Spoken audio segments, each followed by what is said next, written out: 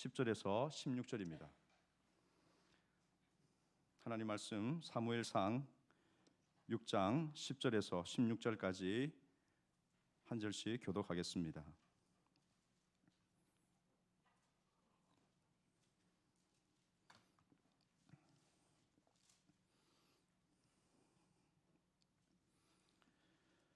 (10절) 제가 먼저 읽겠습니다.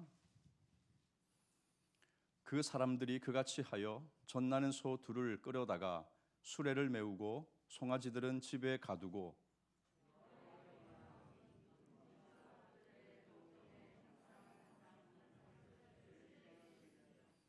암소가 벳세메스 길로 바로 행하여 대로로 가며 갈 때에 울고 좌우로 치우치지 아니하였고 블레셋 방백들은 벳세메스 경계선까지 따라가니라.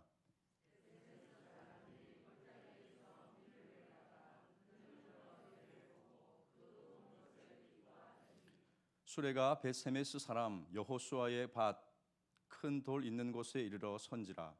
무리가 수레의 나무를 패고 그 암소들을 번제물로 여호와께 드리고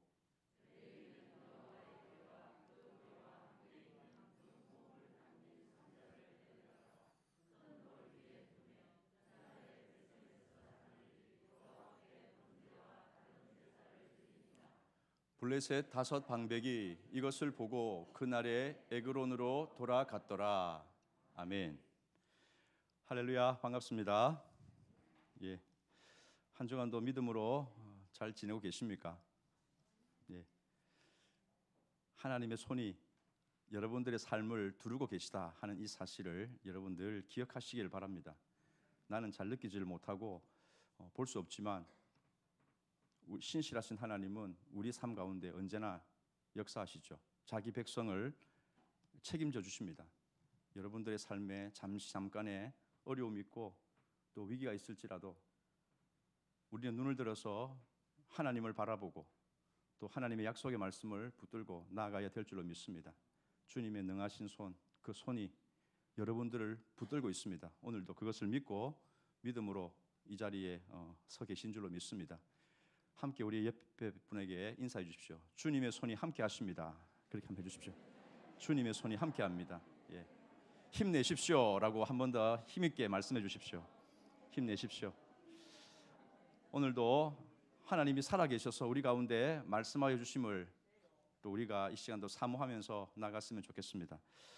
지금 저희들이 사무엘상 말씀을 계속 보고 있습니다. 사무엘서의 주인공은 사무엘인데 맨 처음에 잠시 사무엘에 대해서 언급을 하고 이제 전혀 사무엘에 대한 내용이 나오질 않죠. 그런데 오늘을 이제 끝으로 다음 주부터는 또 이제 다다음 주에 이제 사무엘이라는 인물을 통해서 또 하나님의 말씀을 우리가 생각해 보겠습니다. 오늘은 법궤에 대한 얘기를 끝으로 오늘 마지막 3부가 되겠습니다. 3탄 법궤 이야기 3탄에 대한 부분을 나누겠습니다. 지난 시간의 내용을 잠시 좀 복습을 해보겠습니다. 사무엘상 5장에 이 법궤가 블레셋 땅으로 마치 잡혀서 가듯이 간 적이 있었죠. 그런데 그것은 끌려간 것이 아니라 하나님이 스스로 가신 것이다. 그렇게 우리가 보았습니다. 왜냐하면 법궤가 있는 곳마다 도시마다 벌집을 쑤셔놓은 듯이 난장판이 되어졌기 때문이죠. 하나님의 재앙이 그 도시마다 이루어졌다는 사실을 보게 되었습니다. 하나님이 힘이 없는 게 아니고 하나님의 뜻이 있어서 영광을 그곳에 나타내었다 하는 사실을 블레셋 사람도 보았고 오늘 저희들도 함께 볼 수가 있었습니다. 법궤가 블레셋 지방에 머무른 지 7개월이 되었다. 오늘 이제 사무엘상 6장의 1절에 나오는 말씀이 되겠습니다. 7개월 동안 그렇게 머물렀습니다. 하나님을 대적하는 사람들, 이 블레셋 사람들이 코피를 쏟고 오금을 저리면서 벌벌 떨게 만들었던 그 역사를 하나님이 이루셨으니까 이제 무엇을 해야 됩니까? 이제는 당당하게 이스라엘 당신의 나라, 당신의 백성들에게로 돌아와야 되겠죠. 돌아오실 일만 남았습니다. 그래서 오늘 말씀은 법궤의 귀환에 대한 얘기가 되겠습니다. 법궤의 화려한 귀환이 아니라 다소 초라한 그런 귀환의 모습을 우리가 오늘 살펴보게 됩니다. 저는 하나님께서 이런 큰 영광을 드러내시고 돌아오실 때는 뭔가 멋진 그림을 참 그리셨으면 좋겠다 하는 생각이 들었습니다. 제가 생각한 그림은 그것입니다.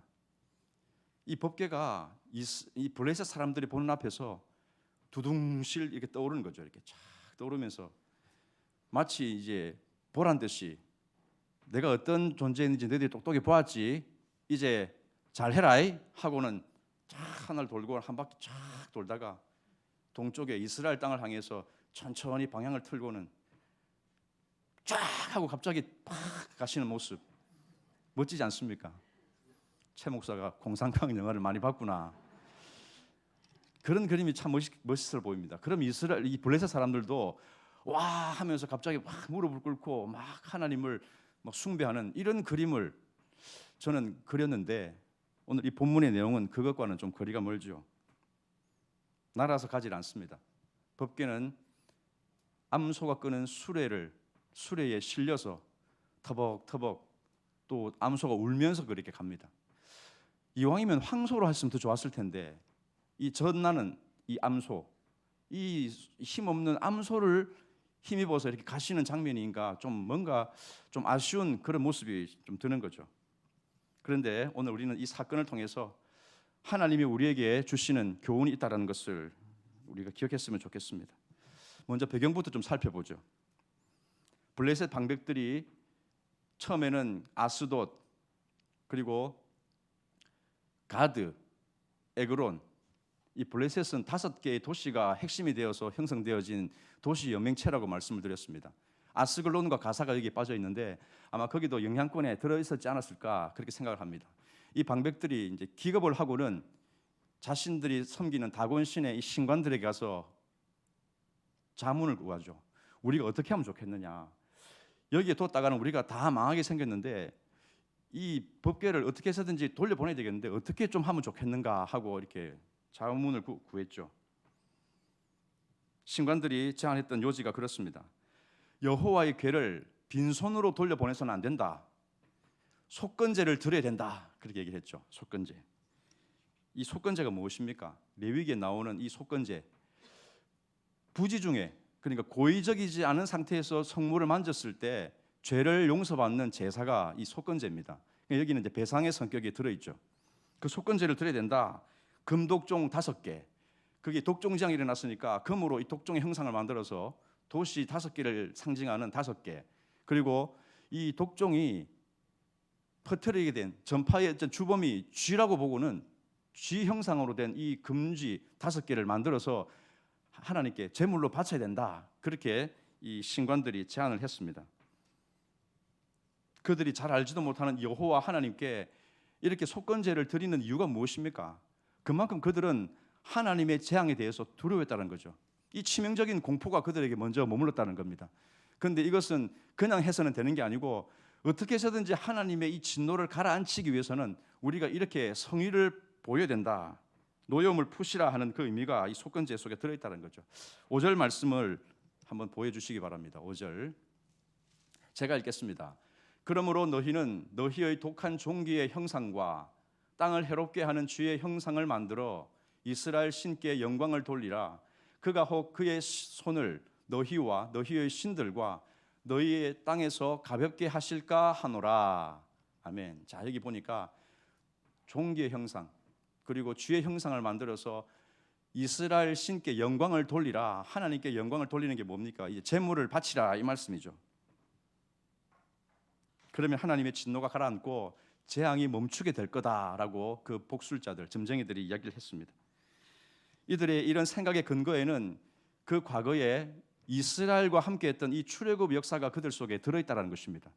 과거의 애굽이 어떻게 해서 하나님의 진노를 받아서 크나큰 심판을 당하고 낭패를 겪었는가, 그들은 이 역사를 너무나 잘 알고 있었습니다. 자, 6절 말씀 보겠습니다. 6절 같이 읽겠습니다. 시작. 애굽인과 바로가 그들의 마음을 너희의 마음을 완악하게 하겠느냐. 그가 그들 중에서 재앙을 내린 후에 그들이 백성을 가게 함으로 백성이 떠나지 아니하겠느냐 하였느냐. 아멘. 예. 자, 여기 보니까 애굽의 이 심판에 대한 역사, 이 신관들이 잘 알고 있었죠. 그래서 너희들이 애굽인의 이 재앙을 보지 않느냐? 그들이 하나님 앞에 대들다가 버티다가 어떤 파멸을 초래했는지 너희들이 잘 안다면 그냥 돌려보내서는 안 되고 그 노염을 푸실 수 있도록 성의를 보여야 된다. 이렇게 충고를 했다는 거죠. 지금 블레셋 이 사람들, 이 복술자들이 법궤를 앞에 놓고 이런 출애굽의 역사를 더듬으면서 재물을 바쳐야 된다라고 했던 이것을 보면 참 이들에게도 나름의 영적인 지식이 있었다는 걸 보여주죠. 하나님에 대한 감각이 있었다면 있었다라고 볼 수가 있는 것입니다. 하나님을 잊어버렸던 이스라엘 백성들보다는 오히려 이들이 나은 점이 있죠. 게다가 이 재앙이 하나님의 주권인지 아니면 우연인지 너희들이 제대로 알려면 이렇게 해라고 처방까지도 알려주고 있죠. 그래서 두 가지의 방법을 이 신관들이 이야기를 해줍니다. 새 수레를 만들어서 아직 멍에를 매보지 않은 암소 2마리, 이들에게 붙어 있었던 그 새끼는 집으로 돌려보내고 이 암소에게 수레를 매게 하라, 이렇게 제안을 했습니다. 그리고 그 수레에는 뭐가 실려야 됩니까? 법궤랑 또 하나님께 바칠 금독종, 금지 형상 이런 것들을 거기에 실어서 이스라엘 땅으로 돌려보내라 그랬습니다. 그 다음부터가 중요하죠. 자, 이때 암소가 수레를 끌고 곧장 베세메스 길로 가서 그곳에 도착을 한다면 이것은 분명히 하나님이 일으키신 재앙이 분명하다. 하지만 이 암소가 그렇게 하지 않고 뭐 가만히 있거나 딴 길로 가거나 이상한 짓을 하면, 그래서 베세메스 길까지 당도하지 못하면 이것은 재앙이 아니고 그냥 우연의 일치라고 너희들이 알아도 된다. 그렇게 얘기를 했습니다. 여기까지가 이제 9절 내용이 되겠죠. 9절. 블레셋의 이 신관들, 이 복술자들은 아주 참 머리가 좀 뛰어난 것 같습니다. 이런 방안을 제시를 할 수 있다는 것은 하나님에 대한 어느 정도의 인식이 그들 속에 자리 잡고 있었다는 거죠. 그들은 이스라엘 역사도 잘 알고 있었습니다. 블레셋은 수준 높은 철기 문화를 자랑하는 민족입니다. 이게 괜히 나온 게 아닙니다. 그들은 나름대로 이런 지식을 가지고 이런 영적인 세계까지도 뭔가를 그들은 나름대로 풀어보려고 했던 모습이 분명히 들어있었다는 거죠. 그런데 여러분, 이들이 가지고 있었던 이 좋은 머리에 비해서 그들은 하나님에 대한 올바른 신앙은 가지고 있지를 못했습니다. 하나님에 대해서 알면 뭐합니까? 하나님에 대해서 제대로 된 표현이 나타나지 않고 하나님 앞에 제대로 된 굴복이 일어나지 않는다면 그 좋은 머리는 별로 쓸모가 없다라고 할 수가 있죠. 두려우신 하나님을 안다면 그들은 진정으로 하나님 앞에 굴복을 해야 됩니다. 하지만 그들은 여전히 하나님을 테스트해 보려고 하고 하나님의 주권과 우연의 사이에서 그들은 지금 갈팡질팡하고 있는 거죠. 그리고 어떻게 해서든지 이것이 하나님의 일하심이 아니라고 여기게끔 만드는 그런 일들을 지금 만들어 놓고는 하나님을 시험하고 있다는 것입니다. 하나님을 인정하고 속건 제물을 바치는 건 좋은데 그것이 진정한 하나님에 대한 경외가 아니라 그냥 잠시 이 전염병 재앙을 피하고 보자, 이 심판을 잠시 누그러뜨려고 보자 하는 식으로 하나님을 조정하려 드는 것은 그들이 진정한 예배자가 아니라는 사실을 보여주죠. 그들은 방관자일 뿐이지 하나님을 시험하는 자일 뿐이지 진정한 예배자가 아닌 것입니다. 오늘 저와 여러분들의 삶을 돌아보십시오. 오늘 우리 삶 속에 하나님의 역사가 얼마나 많이 드러나고 있습니까? 하나님의 주권적인 역사를 우리는 인정합니다. 하지만 어느 순간에는 이것이 우연이 아닐까? 이게 하나님이 일하신 기적이라기보다는 그저 환경이 되어지니까 나타난 어떤 결과가 아닐까? 우리는 그렇게 하나님의 능력과 우연 사이에서 이 블레셋 사람들처럼 오락가락하진 않습니까? 그래서 어떤 순간에는 하나님이 하신 것 같다라고 인정하는 것은 나에게 마치 무슨 화가 닥칠까 싶어서 두려움 때문에 그 하나님의 진노를 뭔가 좀 가라앉혀 보려고 하는 행위에서 하나님을 예배하는 모습은 아닙니까? 그거는 진정한 경외심이 아닌 거죠. 그거는 내가 살기 위해서 하는 방편이니까 그건 이기적인 신앙에 불과하지 참된 믿음이 아니라는 것을 보여주는 것입니다. 블레셋 방백들이 지금 이 신관들이 시키는 대로 제물도 준비하고 수레도 준비하고 암소도 준비해서 그렇게 테스트를 해봅니다. 하나님이 하신 게 맞느냐, 우연이냐, 계속 그들은 재고 있는 거죠. 그렇게 해서 이 암소가 이제 법궤를 싣고 실은 수레를 끌고 이제 가게 되었습니다. 암소가 수레를 끌고 베세메스 길까지 이 국경을 넘어서 이스라엘 땅 베세메스까지 곧장 대로를 행진해서 나아간다면 이것은 하나님이 하신 일이고, 그렇지 않고 가만히 있거나 엉뚱한 짓을 하고 제대로 도착하지 못하면 그것은 우연이야. 그렇게 그들은 나름의 기준을 세워놓고 이 일을 진행을 시킵니다. 어쨌든 암소 두 마리가 베세메스 길로 향하는 이 일을 위해서 마치 도박을 위해서 동원이 되어졌죠. 그래서 오늘 이제 10절 본문이 이제 시작이 되어집니다. 10절 말씀을 우리 같이 읽어보겠습니다. 10절 시작. 그 사람들이 그같이 하여 끌어다가 수레를 메우고 송아지들은 집에 가두고. 아멘. 이 선택된 소 두 마리를 다시 한 번 더 우리가 살펴보죠. 이들은 나면서부터 한 번도 멍에를 이렇게 메워보지 않았던 그런 소들이라 했습니다. 새끼들이 있는 어미소라 그랬죠. 이 새끼들, 송아지들은 지금 집에다가 가두어 놓았습니다. 늘 엄마 곁에 붙어 있는 이 새끼 소들을 이제는 떼어놓고 이 암소 두 마리에게 이 일을 맡겨놓고는 보내고자 했던 것이죠. 수레 안에는 법궤 그리고 금독종, 금쥐 그 재물이 여기 이제 실려 있습니다. 그리고 출발을 시키죠. 블레셋 방백들은 먼 발치에서 이 광경을 따라가면서 지켜보고 있는 중입니다. 그 누구도 이 암소들을 앞서서 인도하거나 뒤에서 그것을 챙겨보거나 하지를 않았습니다. 철저하게 암소에게 이 수레 끄는 일을, 법궤를 옮기는 일을 맡겼을 뿐이죠. 암소가 베세메스 길까지 올바르게 당도하기 위해서는 몇 가지 장애물이 있습니다. 첫 번째 장애물이 무엇입니까? 그들은 멍에를 메어보지 않았던 소들이라 그랬죠. 저는 뭐 농사를 잘 지어보지 않아서 모르겠지만 상식적으로 생각해도 이 멍에를 메우고 뭔가 짐을 끌고 간다라는 거, 거기에 익숙하지 못한 이 처음 짐승이라면 그것이 얼마나 힘들까 우리는 충분히 생각해 볼 수가 있죠. 그 깝깝함을 견딜 수 없어서 그냥 막 이리저리 우왕좌왕하는 모습을 우리는 충분히 연상해 볼 수 있습니다. 그것보다 더 중요한 장애물 두 번째가 있죠. 그게 뭡니까? 새끼를 떼놓고 지금 가야 된다는 겁니다. 새끼를 떼놓고. 짧은 거리도 아니고 뭐 우리가 지금 이 교회에서 저기 어디 자유시장 또는 저 목골시장 정도의 거리가 아니라 에그론에서부터 베세메스까지의 거리는 그보다 훨씬 더 먼 거리라고 생각할 수가 있죠. 그 먼 거리를 그렇게 자식 새끼를 떼놓는 어미소가 과연 그것을 제대로 갈 수 있을까? 그건 불가능한 것이 아닌가 생각해 보는 거죠. 왜 그렇습니까? 어미소에게는 본능이란 것이 있지 않습니까? 소위 그 모성애라는 것이 발걸음을 차마 떼놓지 못하게 만드는 그 장애 요소가 된다는 것입니다. 한 마리도 아니고 지금 두 마리가 그 일에 걸려 있는 거죠. 한 마리가 가겠다고 마음을 먹어도 한 마리가 틀어버리면 그 일은 이루어지지를 않는 것입니다.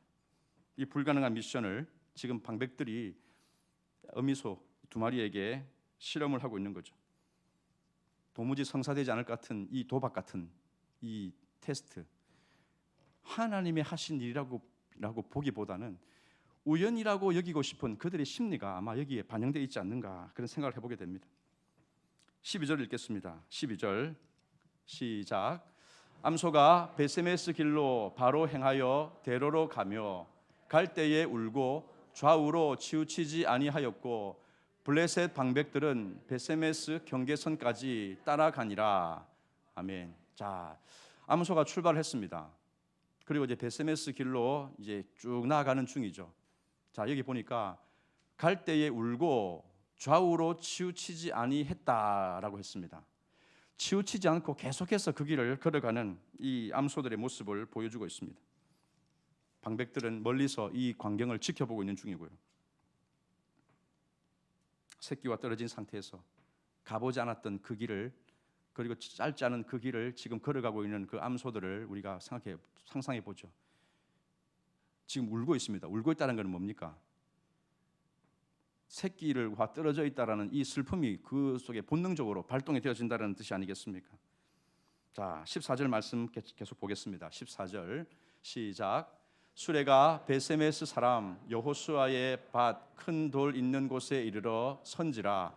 무리가 수레의 나무를 패고 그 암소들을 번제물로 여호와께 드리고. 아멘. 자, 여기 이제 무사히 그 여러 가지 장애물을 통과해서 무사히 베세메스에 도착을 했습니다. 베세메스 사람 여호수아의 밭 큰 돌에 그 소가 떡하니 도착을 하고는 이제 가만히 멈추어 있는 그런 모습이었습니다. 베세메스 사람들이 이 광경을 보았죠. 법궤가 무사히 이스라엘 땅으로 돌아오는 것을 보았습니다. 그리고 그 수레와 이 소를 어떻게 합니까? 수레를 패고 마치 이제 장작으로 삼아서 제물로 하나님 앞에 이제 태우는데 이 소가 제물로 쓰여졌다라고 여기서 말씀을 하고 있는 거죠. 레위인들은 법궤를 내렸습니다. 그리고 그 속건 제물을 하나님께 드리는 그 제사를 드렸죠. 법궤의 귀환을 그들은 무척이나 기뻐했을 것입니다. 마치 마음속에 빚진 그런 심정으로 살았는데 법궤가 돌아왔다는 겁니다.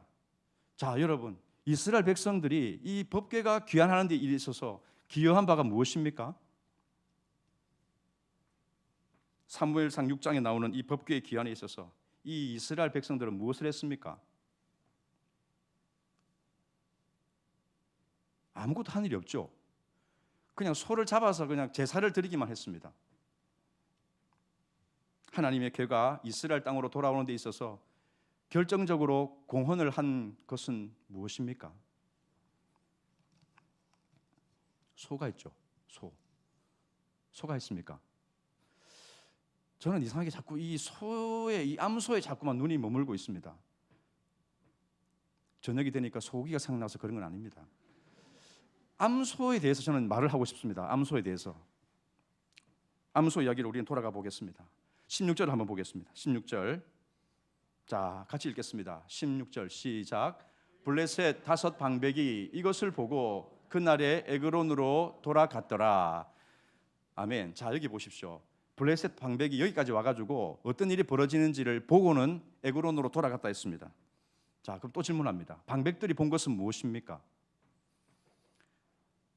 그 금으로 만든 값비싼 재물을 바쳤으니까 이 재물이 하나님께 제대로 드려지는지 아니면 사람들이 그냥 빼돌리는지 이거를 지켜봤습니까? 아닙니다. 그러면 암소가 이제 자기의 임무를 완수했으니까 하나님께 제물로 바쳐지는 그 광경을 보고자 했을까요? 저는 그것도 아니라고 생각합니다. 블레셋을 출발해서 이 베세메스 이르기까지 이 수레를 끌었던 이 2마리 암소, 이 암소의 걸음을 보면서 이 방백들은 무엇을 보고자 했겠습니까?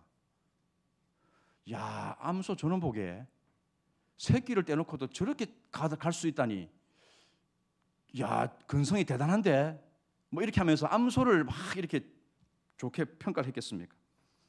한 번도 멍에를 매보지 않은 것들이 깝깝해 죽을 건데, 야, 포기하지 않고 끝까지 가는 걸 보니까, 야, 사람보다 낫다, 야, 우리도 적어도 저 암소 이상은 돼야 되지 않겠냐, 뭐 이런 생각을 했을까요? 아닙니다, 여러분. 암소가 블레셋 사람들에게 보여주었던 그 모습, 블레셋은 무엇을 본 겁니까? 그걸 통해서 하나님의 손을 본 거죠. 하나님의 능력이 이 미물에 불과한 이 암소를 통해서 나타나고 있다 하는 사실을 보았던 것입니다. 저는 암소를 유심히 관찰하면서요, 소의 헌신, 암소의 사명, 저는 암소를 적용하고 싶지 않습니다. 암소는 하나님의 영광을 위해서 하나님의 능력이 어떠함을 보여주는 하나의 도구로 거기에 제시되었을 뿐이지, 암소가 어떻다는 거 거기에 우리가 주목을 할 필요가 없는 것입니다. 하나님께 영광을 돌리기 위해서 우리는 무엇을 주목해야 됩니까? 하나님의 능력이란 것은 저렇게 본능적으로 움직일 수밖에 없는 미물조차도 당신의 뜻을 위해서 그것을 주관하시고 이루시는 하나님이 어떠하신가, 이걸 우리가 보는 것이 오늘 이 본문의 중요한 내용이라는 것입니다. 그 핵심이 바로 여호와의 손이죠. 여호와의 손. 이 베세메스의 암소들이 무사히 그곳에 당도한 것은 그들의 어떤 수고와 노력이 아니었습니다. 하나님이 철저하게 그것을 간섭하시고 주관하신 결과죠.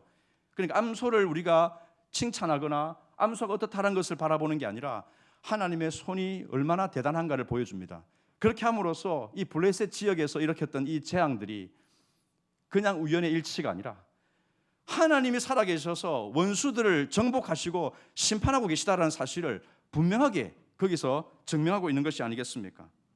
미물의 본능까지도 주관하시는 하나님, 그 하나님이 당신의 뜻을 위해서 어느 일까지 할 수 있느냐, 어떠한 것까지 할 수 있는가 하는 것을 보여주는 그런 사례가 될 수 있는 것입니다. 사랑하는 여러분, 하찮은 미물도 하나님이 하고자 하시면 당신의 뜻을 이루는 도구가 될 수 있습니다. 저와 여러분들은 오죽하겠습니까? 우리는 본성적으로 항상 하나님의 방해물이 되는 존재에 불과합니다. 우리는 스스로 하나님을 찾는 자가 없고요, 철저하게 우리는 타락한 존재이기 때문에 하나님을 바라볼 자도 없습니다. 은혜가 입혀지지 않으면 그 누구도 하나님을 스스로 나와서 예배하고 감사하고 영광을 돌릴 수 있는 존재가 아무도 없다는 것입니다. 그런데 그 하나님이 어떻게 하십니까? 우리의 이 본성, 이 타락한 억센 본성을 하나님의 영광을 위해서 무너뜨리실 수 있다는 사실을 오늘 본문에서 우리에게 말씀하고 있는 거죠. 그렇습니다. 하나님은 당신의 영광을 위해서 택한 내 백성의 이 완악한 본성까지도 누그러뜨리고 주관해서 하나님의 영광을 위한 도구로 바꾸실 수 있는 분이라는 사실을 우리에게 알려주고 있는 것입니다. 사랑하는 여러분, 누가 사람의 성질을 바꿀 수 있습니까? 누가 그 완고한 사람의 성깔을 바꿀 수 있습니까? 나 자신도 나를 바꾸지는 못합니다. 여러분, 우리가 이 육체의 살도 있지 않습니까? 빼는 것이 정말 쉽지가 않다는 것을 우리가 알지 않습니까? 하물며 이 내면의 본성이겠습니까? 며칠 전에 제가 집에 와 보니까 피트니스에서 이렇게 떡 붙여놓은 전단지를 하나 보았습니다. 그 문구가 아주 인상적이라 제가 좀 말씀을 드리고 싶습니다. 뼈만 빼고 다 빼드립니다. 와, 뼈만 빼고 다 빼드립니다. 뼈 빼 다 빼. 야, 이런 강력한 문구 진짜 막 좀 가볼까 뭐 이런 생각도 들 정도로. 여러분, 그런 또 문구 들어보셨습니까? 쇄골에 물을 담는 그날까지. 쇄골이 어딘지는 알죠? 쇄골. 예, 통통한 분들은 쇄골이 없습니다. 아, 죄송합니다. 쇄골이 안 보입니다. 안 보입니다. 이 덮여가지고 안 보입니다. 요 쇄골 요거. 쇄골에 물을 담는 그날까지.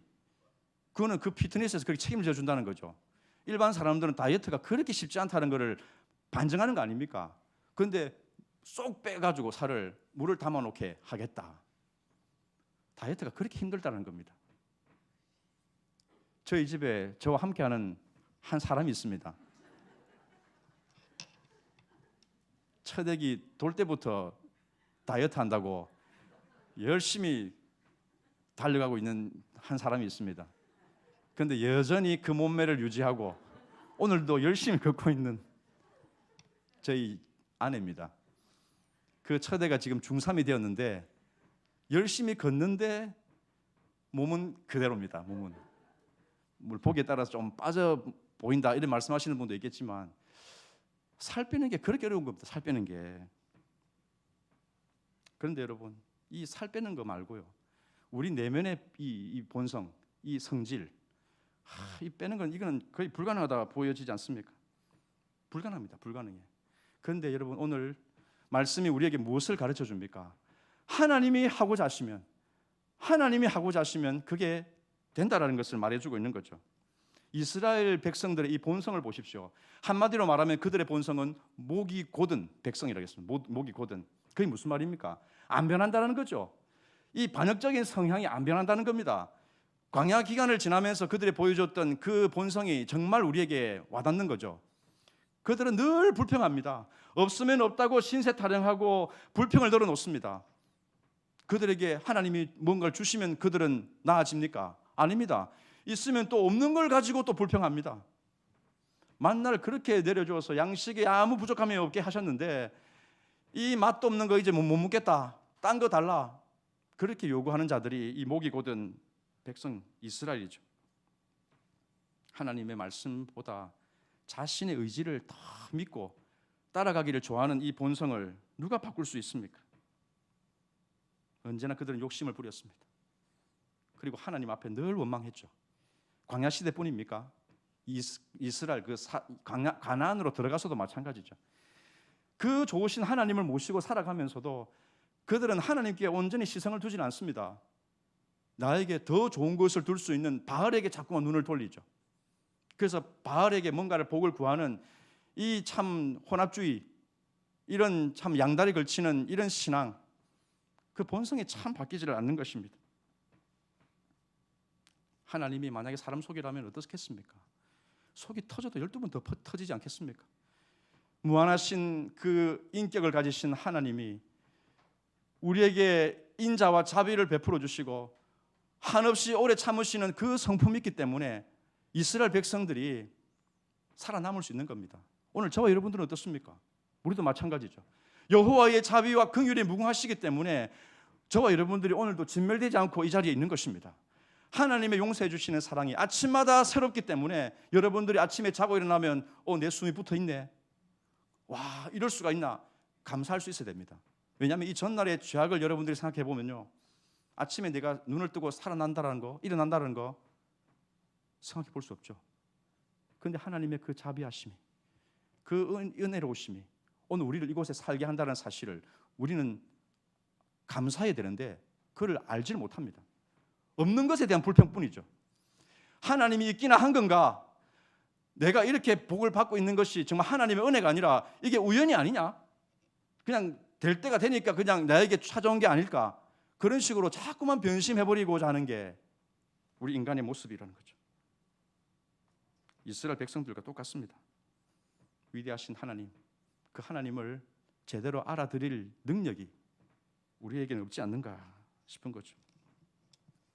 그러니까 우리 자신을 보면 참 희망이 없는 겁니다. 우리 자신을 보면. 그런데 우리는 늘 죄의 본능에 이끌려서 살아가려고 하는 모습이 있죠. 하나님이라는 이 영적인, 이 충만한 선물, 그 은혜, 이것을 바라보기보다는 늘 우리는 눈을 세상을 향해 돌리고 우리의 욕심의 마음을 빼앗기는데 참 우리에게 소망이 되는 게 무엇입니까?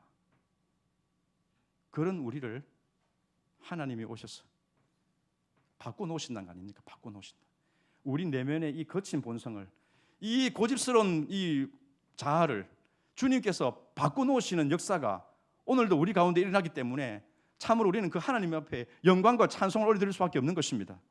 사랑하는 여러분, 죄의 본능에 이끌려 살아갈 수밖에 없는 저와 여러분들을 주님이 사로잡아서 그 본능에 따라 살지 않고 하나님의 말씀과 그분의 기쁘신 뜻을 따라 살아가도록 우리를 이끌어주시는 하나님이 계심을 여러분들이 믿음의 눈으로 바라보실 수 있기를 주님의 이름으로 축원합니다. 그 주님을 찬양하실 수 있기를 바랍니다. 여러분, 존 뉴턴이라는 사람을 아십니까? 그 사가 떨어지면 그걸 보고서 만유인력 법칙 발견한 그 뉴턴 말고 존 뉴턴이라고 목사님이 계십니다. 근데 이분이요, 유명한 노래를 지었죠. 이 노래를 여러분 부르면 여러분 딱 알 겁니다. Amazing Grace, 라라라라. 뒤는 잘 모릅니다. 찬송가 305장, 나 같은 죄인 살리심. 이분이 흑인 노예 상인이었습니다. 노예선을 이렇게 끌고 다니는 상인이었습니다. 그런 무신론자였죠. 그런데 그가 1748년 3월 21일 이 날을 잊을 수 없는 날로 기억합니다.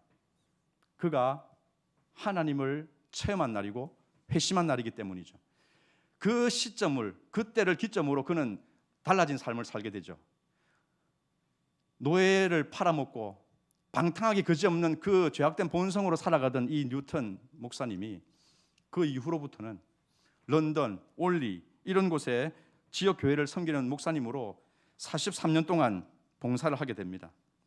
그는 하나님께 온갖 신성 모독을 퍼부었던 그런 무신론자였죠. 흑인 노예 상선을 끌고 있었던 그런 노예 상인이었습니다. 그런데 그가 노예선에서 일하던 어느 날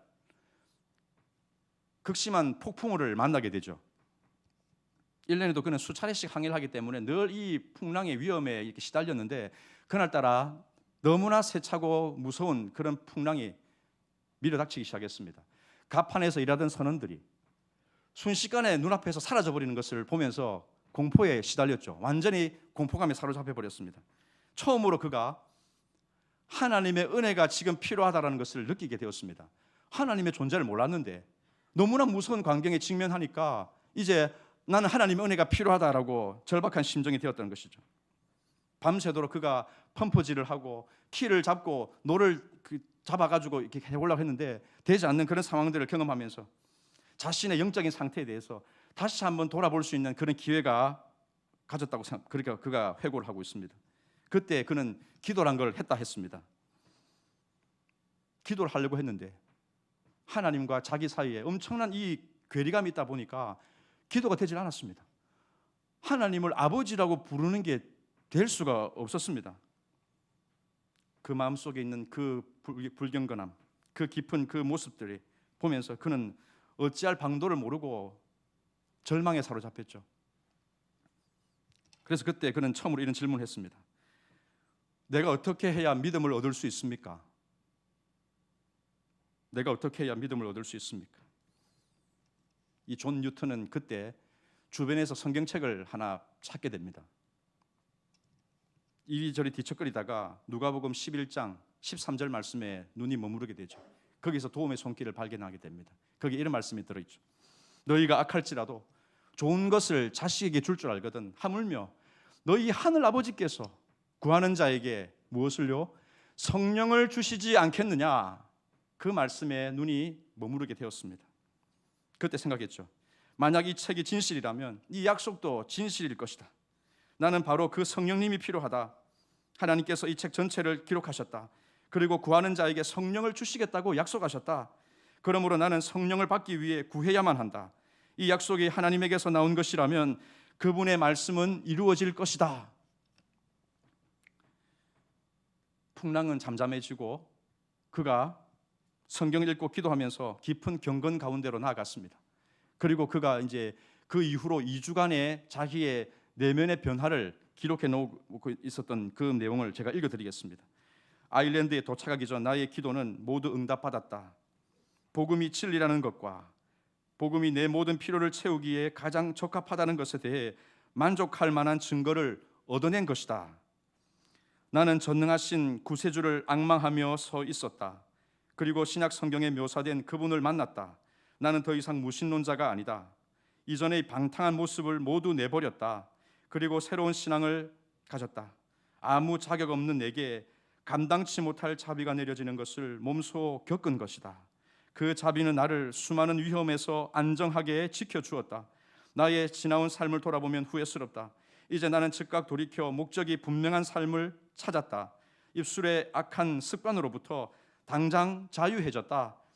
그것은 나의 두 번째 본성처럼 내 삶 깊숙이 뿌리 내렸던 것들이다. 이제 나는 모든 면에서 새로운 사람이 된 것이다.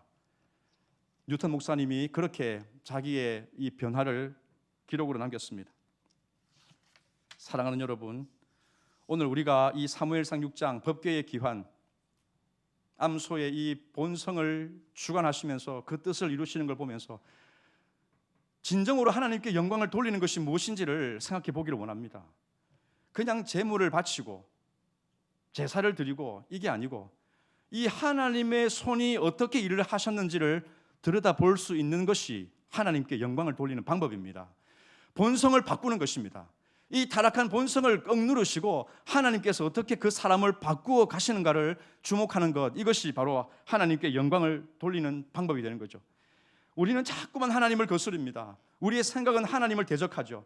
그런데 하나님은 그런 우리의 생각을 강권적으로 성령께서 개입하셔서 우리의 타락한 이 자아를 무너뜨리는 일을 하십니다. 사랑하는 여러분, 사람은 사람을 절대 바꿀 수 없죠. 하지만 주님은 우리에게 오셔서 우리를 180도 변화된 사람으로 바꿔놓으십니다. 거듭남이라는 이 사건을 가지고 우리를 바꿔놓으시죠. 그건 어떻게 합니까, 여러분? 그것이 디모데 3장 5절에 나오는 말씀입니다. 같이 읽어볼까요? 디도서 3장 5절입니다. 같이 읽겠습니다. 시작. 우리를 구원하시되 우리가 행한 바 의로운 행위로 말미암지 아니하고 오직 그의 긍휼하심을 따라 중생의 씻음과 성령의 새롭게 하심으로 하셨나니. 아멘. 자, 여기 보십시오. 우리를 구원하셨다, 우리를 바꿔놓으셨다는 말이죠. 그의 긍휼하심을 따라 중생의 씻음과 성령의 새롭게 하심, 성령님이 우리 안에 오셔서 우리의 본성을 완전히 죽여버리시고 새로운 본성, 새로운 생명을 넣어주셨죠. 예수 그리스도의 본성을 우리에게 넣어주셨다는 겁니다. 그러니까 여러분들은 그런 경험을 가지고 이 자리에 와 있는 분들이 대다수라고 저는 생각합니다. 하지만 그런 경험을 아직 가지 못한 자가 있죠. 여전히 내 이 자연인의 본성을 가지고 하나님보다는 내 육체의 만족을 따라 살아가려고 하는 그런 모습들이 있는 사람이 있을 것입니다. 물론 그리스도 안에 있으면서도 그런 싸움을 싸우는 자들이 없다 할 수 없죠. 분명히 존재합니다. 하지만 주권이 어디 있느냐? 내 삶의 주권이 하나님께 있다는 사실을 우리는 고백하면서 날마다 나의 본성을 바꾸어 놓으시고 처리해 가시는 주님을 신뢰하면서 나아가게 되는 것입니다. 이런 기적의 하나님, 어찌 우리가 찬양하지 않을 수가 있겠습니까? 여러분, 다른 것이 기적입니까? 블레셋에 가서 그냥 그 도시마다 전염병을 터뜨려서 쑥대밭을 만들어 놓는 것만이 하나님의 능력입니까? 아닙니다. 정말 이 나 같은 자도 하나님의 은혜를 받아서 바뀌어질 수가 있다는 거, 나의 본성을 주님께서 바꾸어서 개인적인 종말, 십자가에 내가 정말 못 박히는 경험을 가지고 정과 육심이 십자가에서 제거되어지고 예수 그리스도께서 가지시는 그 의와 그 거룩한 생명을 가지고 살아갈 수 있도록 나를 바꿔 놓으신 것, 이게 기적 아닙니까? 이걸 가지고 우리는 다른 사람을 사랑할 수가 있는 것입니다. 예전에 같으면 나는 도무지 이런 일에 대해서 용납할 수가 없는 사람인데, 이 목이 곧은 백성 같은 내 모습은 하나 받으면 둘을 갚아줘야 되는 사람인데 이제는 그렇게 하진 않습니다. 하나 받으면 하나 더 받으려고 하는 그런 태도로 바뀌어지는 거죠. 누군가에게 선행을 베풉니다. 예전에는 내가 드러나기 위해서 은연중에 드러나고 싶은 마음이 가득했는데 이제는 오른손이 하는 것을 왼손이 모르게 하라는 이 주님의 말씀대로 일을 해놓고도 내가 기억조차 하지 않는 그런 그리스도의 사람으로 바뀌어지는 것, 그게 기적입니다. 그게 기적. 오늘 주님이 그걸 우리에게 하기를 원하시죠. 고린도후서 5장 17절 말씀 한번 같이 읽겠습니다. 시작. 그런즉 누구든지 그리스도 안에 있으면 새로운 피조물이라, 이전 것은 지나갔으니 보라 새 것이 되었도다. 아멘. 이전 것은 지나갔습니다. 우리의 본성은 주님 안에서 정복이 되어진 거죠. 새로운 생명이 우리 속에 들어온 사람이 바로 그리스도인입니다. 그리스도와 함께 십자가에 정과 욕심이 못 박히는 경험을 한 사람, 그래서 그것이 나에게 더 이상 힘이 되지 못한다라고 인정하고 고백하는 사람, 그리스도인이죠. 성령님이 우리 안에 오셔서 우리의 이 완악한 육체를 깨뜨리시는 일을 오늘도 행해 나가시는 거죠. 기적의 하나님을 우리는 찬양하는 것입니다. 블레셋 방백들이 이 암소가 베세메스에 당도해서 제물로 드려지는 것까지를 보고 돌아갔습니다. 하나님의 손의 일하심이 얼마나 대단한지를 그들이 고개를 끄덕이며 돌아갔죠. 하지만 그들은 그것밖에 없습니다. 하나님에 대해서 어떤 예배가 없습니다. 하지만 세상은 그렇게 해서 오늘날 교회를 보는 거죠. 오늘날 그리스도께서, 성령께서 어떻게 당신의 교회에 속하여진 이 무리들을 바꾸어 가시는가, 얼마나 놀라운 능력을 역사하고 계시는가, 이거를 사람들은 우리에게 보고자 하는 겁니다. 세상 사람들은. 그러니까 이 교회 안에서 뭐 신비한 기적이 나타나고 병을 고치고 방언이 터지고 뭔가 초자연적인 능력이 나타나는 것을 이 세상에 보려고 하는 게 아니라, 하나님의 손은 무엇입니까? 이 완고하고 이 못된 성품을 가진 나를 180도 바꾸어서, 예수 믿으면 저렇게 되는구나, 저 사람이 어떻게 저렇게 될 수가 있나. 존 뉴턴이 그 노예 상인으로 그 재물을 얻으려고 하고 그 방탕하고 그 완악한 짓을 했던 사람이 바뀌어져서 목사가 되고 이제는 그리스도의 사랑을 전하는 사람이 되어지는 이런 모습을 보는 것, 그게 오늘 교회가 이 세상에 행해야 될 일이 아닌가 하는 것입니다. 사랑하는 여러분, 오늘 우리는 이 말씀을 통해서 기억해야 되겠습니다. 여러분들을 바꾸시는 하나님이 있습니다. 나 자신도 그렇지만 내 가족도 그렇습니다. 내 사랑하는 자녀들이 그렇습니다. 저 아이가 바뀌어질까? 내 남편이 바뀌어질까? 내 아내가 언제 변화될까? 여러분, 우리는 염려하죠. 하지만 여러분, 고민하지 마십시오. 그 바꾸는 일을 내가 하려고 하면 우리는 늘 마음이 졸이고 스트레스를 받습니다. 하지만 나를 바꾸시고 우리 가족을 바꾸시고 또 내 옆에 있는 기도를 하고 있는 그 영혼을 바꾸시는 분이 하나님이시고 그분이 지금도 역사하고 계시다는 사실을 우리가 믿기 때문에 우리는 결코 이 소망을 잃지 않을 수가 있습니다. 사랑하는 여러분, 하나님의 자비가 저와 여러분들에게 함께하는 줄 믿으시기를 축원합니다. 하나님의 손이 역사하고 있습니다. 기적이란 것은 그 사람을 바꾸는 그런 모습이죠. 여러분 기도하십시오. 하나님의 능력을 믿고 하나님의 주권 아래서 하나님이 하십니다라고 선포하십시오. 그러면 내 사랑하는 자녀도, 내 가족들도, 내가 정말 간절하게 기도하는 그 영혼도 하나님이 은혜를 부으셔서 하나님의 때에 아름답게 바꿔주실 것을 믿으시기를 주님의 이름으로 축원합니다. 우리 옛사람의 본성을 바꾸시고 하나님의 자녀가 되게 하셨던 이 놀라운 능력을 오늘도 찬양하시고 또 우리를 끝까지 완성의 단계까지 나아가게 하실 그 주님을 바라보면서 영원한 찬양, 영원한 예배를 하나님 앞에 드리며 믿음으로 살아내는 저와 여러분들의 삶이 될 수 있기를 주님의 이름으로 축원합니다. 기도하겠습니다. 할렐루야.